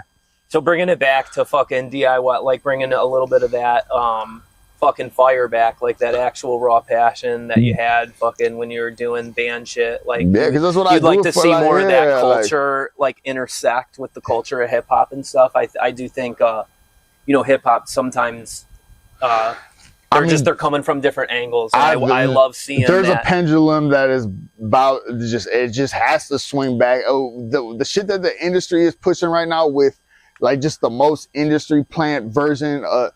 Man, I had this tweet in my head the other day that I was like, I can't actually tweet that, but I was going to say, show me a rage rapper that's not an industry plant, and I'll show you my dick. Like, you know what I'm saying? Like, fucking, because it's just like, they're going to, like, Big Pharma is just going to keep funneling money into certain violence in certain communities and pharmaceuticals and shit like that. Like fucking I love that you get into that, because I agree with you, where I think if you literally switch all our music, like dose, if you just switch the word like dose or any reference to shrooms with out for like perks or something, like the numbers would be trying to push it.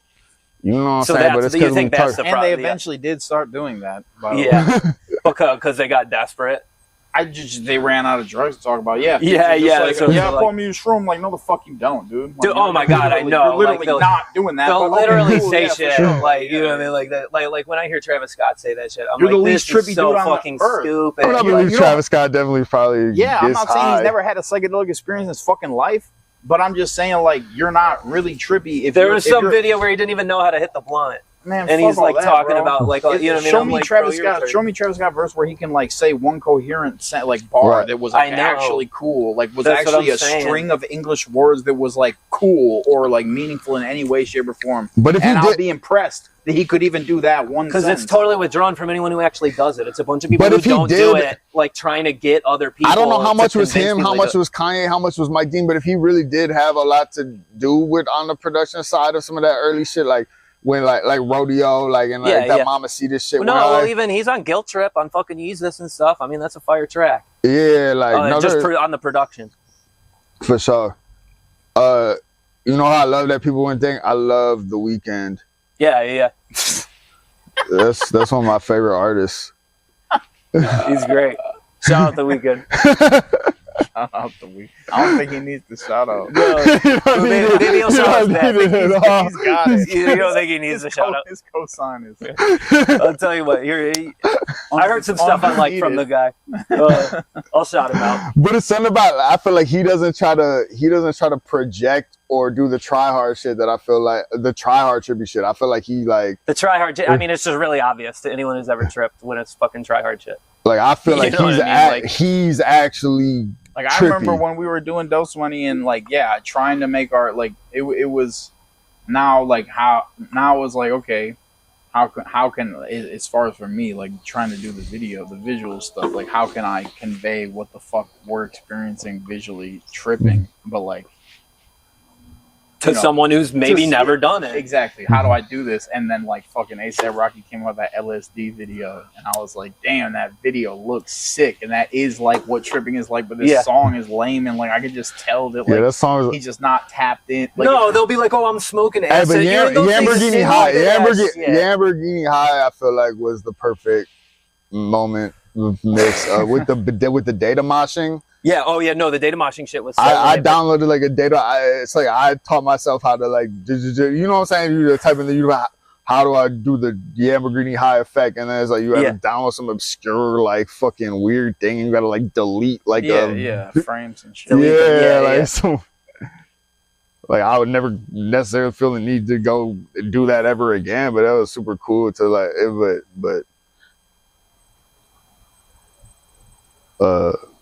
Yeah, I've always been hella inspired by Og, like the people who work around A$AP Rocky. I'm not a big A$AP Rocky fan as far as you could tell it's guys like in his ear just saying, "Hey, kids will think it's cool if you start saying shrooms." If you start saying I mean, even if he has a lot of creative direction in it, I don't know. I'm not there. You know, I'm not a fly on the wall in his scenario. But I'm just saying, like, if A$AP Rocky is going to put out a music video, I'm going into it thinking like, even if I don't like this song, I bet you this video is fucking dope. Oh yeah. That's what I'm saying. His creative team, and like I'm not like that's obviously that is partially him because he's like the one hiring the people. Even if he's the one with the taste to say like these are the people I want working on my shit. Yeah. So he's got good taste at the very least. You know what I'm saying? Like And I've always been inspired by, for sure. Like, whatever. Anytime he puts something out, like it's probably fucking some wild shit. Even if it's a song I never want to listen to. It might be a crazy video though. It's an unreleased song on my channel that's just like, you know what I'm saying? I feel the same way about like Tyler. Wouldn't necessarily listen to Tyler the Creator for real. But he's like what's he doing? I respect I got it. Especially because every time he drops something, it's a new era. So I'm like, he has the costumes coordinated with it. You know, some of them might be stupid, but I'm like, what? Like he's got a full fucking delivery of a creative. Do you know who Ariel Pink is? Yeah. Oh yeah. So this some shit that Ariel and A$AP Rocky started. Like they started the song and shit. That Ariel passed the session off to me. Like I feel like you gonna know what to do.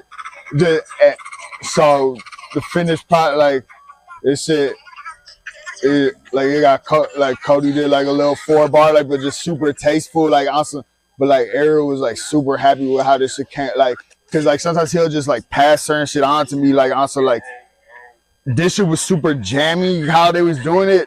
Yeah, but then I'd like bring that 808 and like get it to catch that chop groove it up and make a structure out of all. Because otherwise it was just gonna sit in the vault. Like so, even if it don't get cleared, like you know what I'm saying, like fucking. But this is not this is not no stolen like you will not find this ASAP Rocky shit. Not like this really. But that's it.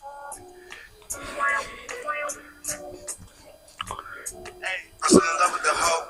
I fell in love with the hoes. I fell in love with your hoe. I fell in love with a hoe. I fell in love with your hoe. I'm still in love with the hoes. I fell in love with the hoes.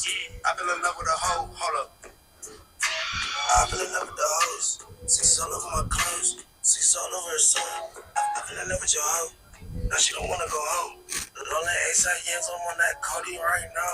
And I some more and she said she like my style. And she wanna every time I come around. She my psychedelic shawty, we take trips out of town. She my psychedelic shawty, we take trips out of town. I fell in love with your hoe. It sounds clean as fuck too. I fell in love with your hoe. I fell in love with the hoes. Like this shit could be in a movie for real. Like, yeah. I fell in love with the hoes. I fell in love with the hoes. And you hear Ariel do the Holy Ghost like on the ad-lib and shit, like fucking.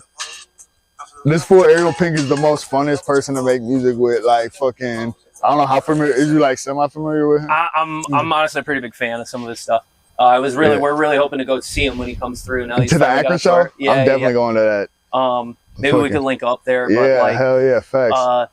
He's a beast, dude. I am familiar with. So.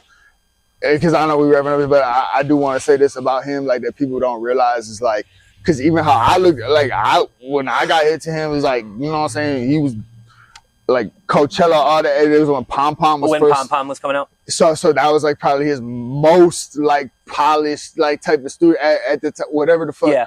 So I was looking at him like that. So I was like kind of even judgmental. I was like thinking like that. I don't know. I was like, I don't know. Like, there's some indie rock shit, but it's like when he seen, I don't know what he's seen in me. Like, you feel me? Like, I was just dirty with an acoustic guitar. Like, I think he's plugged in though. I think he can recognize like where you're coming from. Exactly. And so, brother. And then another time, I tell like the whole Lord, but I said that to say what people don't realize is that sound, like his sound, like. A lot of that shit, he gets that garage band with like a broken. He would get that on. All his early records from the '90s and shit, like when he's doing that, like the mouth drum shit and all that, like yeah, bro. Like on House Arrest and shit. Could in garage band on an iPhone. It wasn't until I got back out of jail that we started doing like more pilot. Because I remember I would send shit, but I'd be like, oh, I got a song with Ariel Pink, and like you know what I'm saying, say like Believe, be like, oh, let me hear that, and you're like. Well, it might say like, well, I feel like y'all should have did something more like polished. Like it would be like the most friedest like version of whatever. But then we ended up making like polished shit later. But I said that to say that he liked that I was down to do the super freeform shit like with the mouth drums and shit. Yeah, like you could tell he was a dude that fucking because I mean all his his early shit. One of the second songs we ever made. And he, for some reason, I don't know how he got it, but he had literally Sid Barrett's guitar, and we weren't even playing it plugged into an amp, but he would record.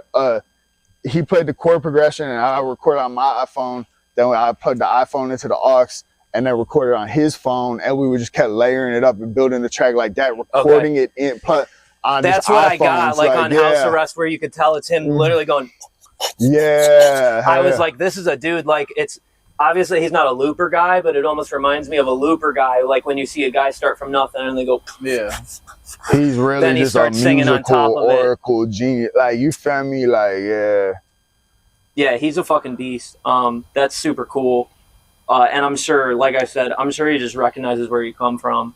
Because he strikes me as a humble, like, especially after what happened, you know what I mean? He got fucking humbled. With all that, and I was really because the perspective I was looking at it, because a lot of people turn their back on him and shit. I'm looking at it like, shit, you like the only motherfucker in this fake ass industry that gave me is like fuck what they talk. And it was almost beautiful welcoming him back to the underground. to where like when he like couldn't do shows at bigger, because now he's made his triumphant return to selling out these big venues. That's how I felt about it, because I was like, bro, I know fucking like places weren't booking them, the shows are getting canceled. Or sometimes it would be booked and then somebody would make a call at the last minute. And people have done that shit to me too, yeah. But I really got to be there for that, to see some of the rarest, just most low key air. Like sometimes there would be some shit he just want to play bass. Like, you know what I'm saying? Like he like whatever, like his name on the bill, whatever. He don't give a fuck. He just wants to just tap into this one bass riff. Like, he just wants to vibe out. But you would have never got that if that didn't happen. Like if it only had just stayed European tour, Coachella, blah, blah, blah. No, totally. I mean, I don't know, did you know the Coachella meltdown video and shit where he just like didn't sing, like his band's playing and he just wasn't doing his No, I haven't seen vocals. that one. He was falling out with them or something, or? He was mad at his band at the time, yeah. So like they're literally, and it's a big headlining Coachella set during Pom Pom era and shit, and they're all playing and shit, and he's just literally like swagging out, looking at the mic like, yup. He's just letting them just play the fucking. He just doesn't sing, dog. But he just stayed on stage for like 10 minutes to get his check. And you could hear the crowd be like, "What the fuck?" Yeah. No, it wasn't about no check to him. Like no, it wasn't even about that. He didn't like how they positioned the band. He liked how when they would do rehearsals and shit, like they would all be facing each other and shit, and then they had it set up on some Coachella shit to face outward, and he was just like mad about that. Like I can't. He wanted to keep it intimate, I can't like even vibe like that. Yeah, like so. That's fucking awesome. Yeah, I'd love to meet the guy. I felt the same way. I mean, even like we talked about Sam Hyde earlier, that's how we look at Sam Hyde, where we're like just happy to see someone have success outside of mainstream fucking shit. Exactly. Where I'm like, I love to see a self-sufficient guy who doesn't need to fucking sell out to fucking whatever and say, you know, fuck you. I don't care if you're because I definitely don't agree with every view of it, but it's just I don't either. But I'm like, I'm just happy to see a guy have success without having to fucking sell out his art or fucking sell out. Same with Ariel Pink, you know what I mean? Like Ariel Pink was always, and I was like, dude, what the fuck are you? When people were mad about January set, like whatever the fuck, like I was like, every fucking. So wait, you don't like lipstick now? Like what the fuck are you talking about? Like lipstick, like. And that was the crazy thing. Like he was really putting on. It was just so weird how they flipped the script on him, because he was dressing in drag. He was putting on for the gay community. He really coming up out of the underground like, 90s LA rave, all that shit. Like what? So like when they tried to like say that he was like just because he like endorsed Trump over somebody else, like that he was now he's homophobic, now he's shut the fuck up, like you never like this shit. You know what I mean? I'm like, if you're gonna switch me, it's on. like fuck whatever's going on, like fuck ICE, fuck whatever Trojan horse Trump shit that we all got tricked. But every rapper endorsed Trump. You feel me? But in indie rock, like you know what I'm saying, though, it was just weird watching how like they really did him dirty for what, like for nothing. You know what I mean? I was just like, what a bunch of fucking posers. Because his music is great. Whether I think the guy's a fucking asshole or not, I don't. I never met him, but I'm just saying, like, even if the guy was a fucking dick, his music's great. He's actually like the nicest, most bass, like just like, but sometimes like the world will make you put on that shell to other people that if you know what I'm saying, like fucking. But he recognized real, like, you know what I'm saying, type. So, I mean, that's fucking awesome. As we're wrapping up, I'll say, dude, fucking keep it in the underground, man. Like, fucking, there's real shit. Like, for the people, like, I know a lot of people have fucking, they see people are sick of local bands and shit, but, like, there really is a pulse in the underground where the people, even what you're talking about, like you're saying, even if A$AP Rocky isn't doing this shit, it's his job as a tastemaker keep his ear for mainstream people like that. His job is to keep his ear to the underground to see what's really going on here. You know what I mean? And that shit was shit that came out of the underground. You know what I mean? You know people, like we all know people that had some proximity to what was going on in those, you know, I mean, we're talking that post-rock era, that fucking, that shit you were just playing is so fire. You know what I mean? Like, but like, that came from the underground. I know people that fucking, because we all know someone, even like Boo Radley was doing that shit. Not that he's fucking saying, oh, praise me or whatever, but I'm just like, we all know someone who was fucking part of the tastemakers of that era that never had that mainstream success because they said, fuck off. I'm not fucking playing games like with you. I'm not fucking letting you tell me what I can and can't say. I'm not letting you tell me what I can and can't do, and I'm not gonna fucking Trojan horse pharmaceutical shit or whatever the fuck for the powers that be to co-sign rap. We don't need the powers that be to co-sign rap. That's not rap anymore, if you ask me. If the whole point is to be rebellious and to be underground. So you props to you. That's like a perfect thing to end today. Dude, props to you for doing it. I appreciate you guys coming over here. I appreciate you chopping it up with me about fucking all this shit. Because, like I said, you've been here for it. Yeah. So I think people would be wise to pay attention to you. For and go see bands. Pay that $10 admission. The artist is putting more work into set them instrument like, and it'll be the best like money you spent though. Like just eat like it should feel like. Pay attention to that feeling. Yeah. Like when you walk into a club where the fucking where it's you walk into a shitty club with 20 people, but those 20 people on the fucking edge of their like you know what I mean. You're really getting them to that level of fucking. You're getting them to that fight or flight fucking, you're pushing them as far as they can go. When you see that and you feel that, it's not about seeing it. It's not about reading about it. You just got to go and feel it and see what do people really respond to. So I think that's fucking awesome. I appreciate you fucking talking with me. You too. Thank you so much. Dap me up. Gentlemen. Dude, of course. Hell yeah.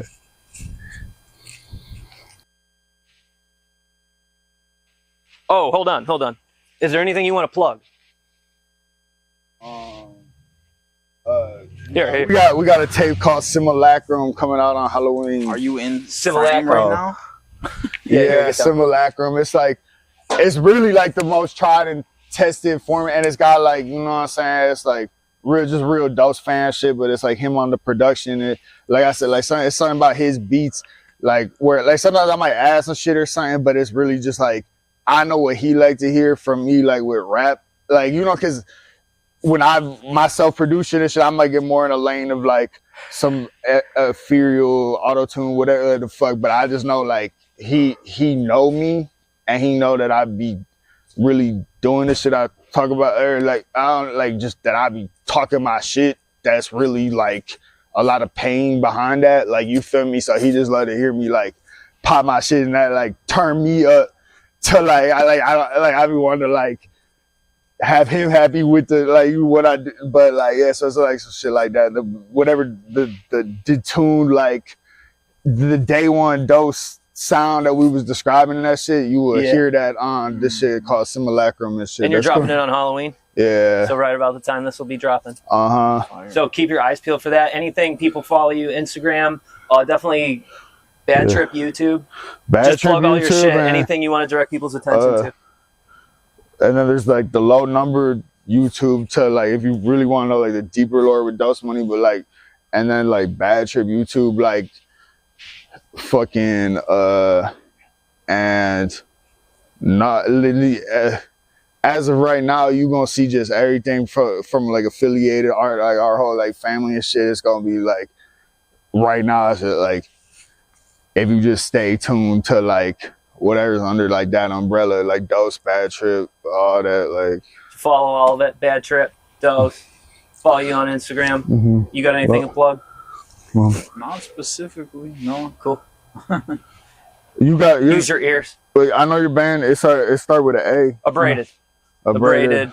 Yeah, Abraded dropped an album, and then this will be on my channel, Aggressively Uninterested. We'll figure out that collab post. So all his shit will be tagged. Follow his shit and stay tuned because he's dropping. This is your third one you're dropping this year. At Big Blunt on Instagram. Big Blunt. This is the third release you're dropping this year, or fourth?